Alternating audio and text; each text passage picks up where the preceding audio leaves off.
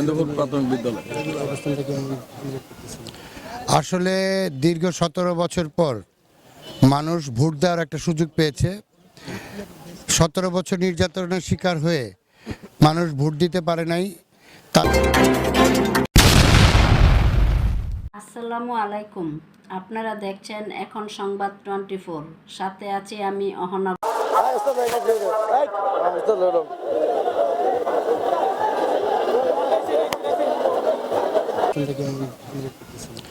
আসলে দীর্ঘ 17 বছর পর মানুষ ভোট দেওয়ার একটা সুযোগ পেয়েছে। 17 বছর নির্যাতনের শিকার হয়ে মানুষ ভোট দিতে পারে নাই। তাদের মনের ভিতরে একটা আকাঙ্ক্ষা ছিল, তাই আজকে সকাল থেকে মানুষ ফজরের নামাজের পর থেকেই মানুষ লাইন ধরেছে ভোট দেওয়ার জন্য। আমরা আশা করছি যদি সুষ্ঠুভাবে এই ভোটের মধ্যে যে সূক্ষ্ম কোনো কারচুপি না হয়, ধানের শীষের বিজয় মানে বিপুল ব্যবধানে আমরা ধানের শীষের বিজয় পাবো। সারা বাংলাদেশে আমরা সংখ্যাগরিষ্ঠ হব এবং সর্বোচ্চ সিট নিয়ে রেকর্ড করব আমরা, ইনশাল্লাহ আমরা আশা করি।